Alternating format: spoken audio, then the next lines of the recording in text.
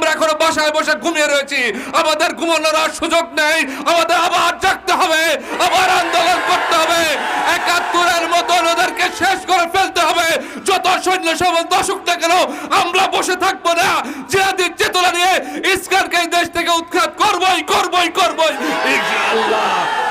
পৃথিবী থেকে মুসলিম জাতিকে নিশ্চিহ্ন করে দেওয়া। আপনারা যদি সচেতন না হন আপনারা ধ্বংস হয়ে যাবেন। তাই আজকের এই স্টেজ থেকে আমরা যুদ্ধ ঘোষণা করছি। 1971 সালের দিকে তাকিয়ে দেখেন, যখন পাকিস্তানের সাথে আমাদের যুদ্ধ হয়েছিল তখন কিন্তু ভারত সেখান থেকে সৈন্যবাহিনী পাঠিয়ে দিয়েছিল।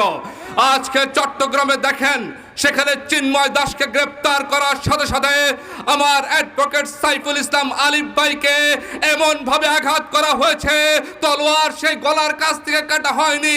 ছবির দিকে পিছনের দিকে তাকিয়ে দেখেন, যেভাবে করে তারা বকরিকে পিছন থেকে আঘাত করে, জবাই করে, সেই পিছনে আঘাত করে হত্যা করা হয়েছে। সেই শয়তানিদের ল্যাস, সেই সাপের ল্যাস চট্টগ্রামে রয়েছে, কিন্তু সেই মাথা কিন্তু ভারতে।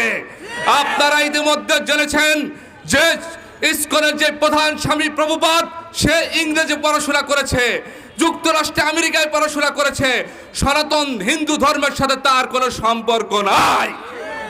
আমাদের কোনো হিন্দুদের সাথে সংঘাত নাই, বৌদ্ধদের সাথে সংঘাত নাই, খ্রিস্টানদের সাথে সংঘাত নাই। সংঘাত রয়েছে উগ্রদের সাথে। যারা মুসলমানদের নাম নিশানা মুছে ফেলতে চায় তারা কিন্তু তৎপর হয়ে রয়েছে। তারা ফ্যাসিস্ট শেখ হাসিনার সাথে মিলেমিশে ৭১-এ যেভাবে করে ভারতের থেকে সৈন্য পাঠিয়েছিল তেমনি করে বাংলার জমিনে আবার তারা সৈন্য পাঠাবে। তারা ষড়যন্ত্র করতেছে, তাদের সৈন্য সামন্ত এক করতেছে, কিন্তু আমরা এখনো বাসায় বসে ঘুমিয়ে রয়েছি। আমাদের ঘুমানোর আর সুযোগ নেই, আমাদের আবার জাগতে হবে, আবার আন্দোলন করতে হবে। ৭১-এর মতন ওদেরকে শেষ করে ফেলতে হবে। যত সৈন্য সামন্ত আসুক না কেন আমরা বসে থাকবো না। জিহাদের চেতনা নিয়ে ইসলামকে এই দেশ থেকে উৎখাত করবই করবই করবই ইনশাআল্লাহ। হাইকোর্ট বললেন যে আমরা ইসলামকে নিষিদ্ধ করতে পারবো না, কিন্তু আমাদের খেয়াল রাখতে হবে।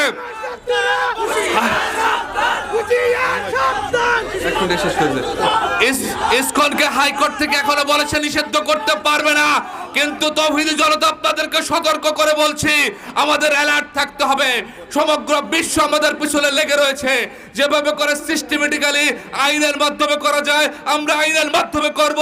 যদি আইনের মাধ্যমে না পারি তাহলে যেভাবে গৌর গোবিন্দকে হযরত শাহজালাল রহমাতুল্লাহ আলাইহি শেষ করে দিয়েছিল আমরাও সেভাবে ওদেরকে শেষ করে দেব। বাংলাদেশকে অস্থিতিশীল করার জন্য স্বৈরাচার ফ্যাসিজম শেখ হাসিনা এই ইসকনকে বাংলাদেশের প্রিয় মুসলিম জনতাকে হত্যা করে জবাই করে বাংলাদেশের সাথে ইন্ডিয়ার সাথে একটা দাঙ্গা লাগানোর জন্য চাল চালতেছে।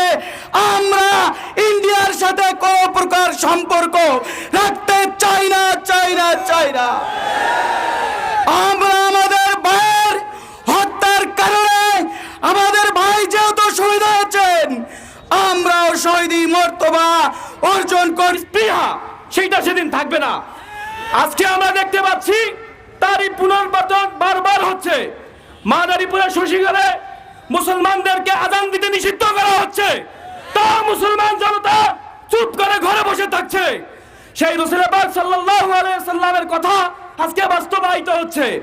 আজকে আমার ভাই সে এই জঙ্গি সংগঠন ইসকনকে নিষিদ্ধ করার জন্য যখন কথা বলে, যখন এই অ্যাডভোকেট সাইফুল ভাইকে তারা কুপিয়ে জখম করলো, প্রশাসন এখন পর্যন্ত তার কোনো বিচার করতে পারলো না। প্রশাসন এখন পর্যন্ত জড়িত কাউকে ধরতে পারলো না। প্রশাসন এখন পর্যন্ত ইসকনকে নিষিদ্ধ করতে পারলো না। প্রশাসনের কাছে আমাদের জায়গা থাকবে। আজকের দিন যাবে, শুক্রবার যাবে, শনিবার যাবে, রবিবার কার্য দিবসের মধ্যে প্রশাসন ইসকনকে নিষিদ্ধ ঘোষণা করতে হবে। ইসকন একটি জঙ্গি সংগঠন। ফ্যাসিস্ট সরকার শেখ হাসিনা সরকার চলে গেছে, কিন্তু তার যারা সন্তানদেরকে এখনো রেখে গিয়েছে। তারা কখনো আনসার লীগ হয়ে আসে, তারা কখনো ব্যাটারি লীগ হয়ে আসে, তারা কখনো সংখ্যালঘু লীগ হয়ে আসে, এখন তারা ইসকন লীগ হয়ে এসেছে। ইসকনদের এত দাবি দেওয়া এতদিন কোথায় ছিল? আজকে ইসকনের মাধ্যমে ফ্যাসিস্ট সরকার বাংলাদেশের একটা দাঙ্গা, একটা হাঙ্গামা সৃষ্টি করার চেষ্টা করছে। আম জনতা সকলের পক্ষ থেকে হুঁশিয়ারি, ইসকনকে নিষিদ্ধ করতে হবে।